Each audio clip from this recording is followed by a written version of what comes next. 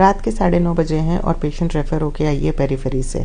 जब हिस्ट्री ली जाती है तो पता चलता है कि उसको प्रेगनेंसी थी 3 से 4 महीने की, लेकिन उनको कुछ ब्लीडिंग स्टार्ट हुई कम से कम 15 से 20 दिन पहले और फिर उन्होंने कुछ ट्रीटमेंट लिया, लेकिन शायद ब्लीडिंग कंट्रोल नहीं हो पाई और बेबी पास आउट हो गया। बेबी पास आउट होने पे उनको सीवियर ब्लीडिंग होती है, लेकिन वो वेट करते हैं उसके ठीक होने का और स्थिति यहाँ तक आ जाती है कि उसमें HB आ जाता है 2 ग्राम।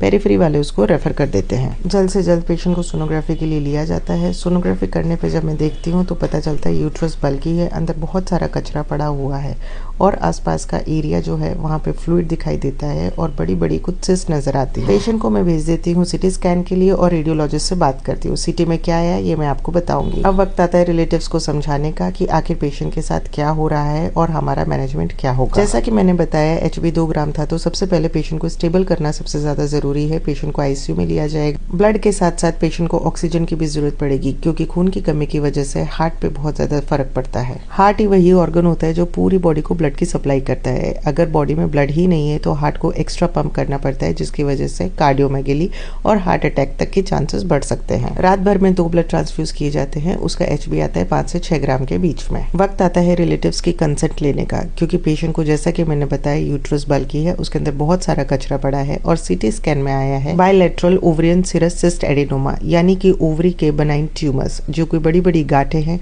एक है 10 सेंटीमीटर की और एक है 8 सेंटीमीटर की, यानी कि ये दोनों भी ऑपरेट होनी जरूरी है। रिलेटिव्स को बताया जाता है कि अभी ब्लड इतना है, अभी हमें और ब्लड ट्रांसफ्यूजन की जरूरत पड़ेगी, फिर इसको ऑपरेट करना पड़ेगा क्योंकि इसको ट्यूमर भी है और साथ में यूट्रस में कचरा भी है। पेशेंट की फाइनेंशियल कंडीशन पुअर होती है, इसलिए वो बोलते हैं कि मैडम कोई दूसरा रास्ता हो तो आप बता सकते हैं। हर मरीज ऑपरेशन का खर्च नहीं उठा सकता, लेकिन वो इलाज का हकदार जरूर होता है। इसलिए मैंने उन्हें ऑप्शन दिया कि पेशेंट की जान बचाना सबसे ज्यादा जरूरी है, इसलिए सबसे पहले जो बच्चेदानी में कचरा पड़ा है उसे हम निकालना ज्यादा महत्वपूर्ण समझते हैं, क्योंकि अगर वो कचरा अंदर रहता है तो ना ही ब्लीडिंग रुकेगी और इन्फेक्शन के कारण पेशेंट की जान भी जा सकती है। और जो सिस्ट हैं, जो दोनों साइड में गांठें पड़ी हैं, उनका ऑपरेशन आप फिर गवर्नमेंट में जाके करवा सकते हैं अगर आप अफोर्ड नहीं कर पाए। रिलेटिव्स डिसाइड करते हैं कि मैडम एक बार आप सिर्फ DNC कर दीजिए, जिससे हमारे पेशेंट की जान बचे, हम आगे का ऑपरेशन के बारे में जैसे हमें कंसेंट मिलती है वैसा ही हम आगे काम करते हैं। पेशेंट की DNC करते हैं, पेशेंट सुरक्षित अपने घर पर ठीक होके वापस जाती है, जो कि HB 2 ग्राम में हमारे पास में आई थी।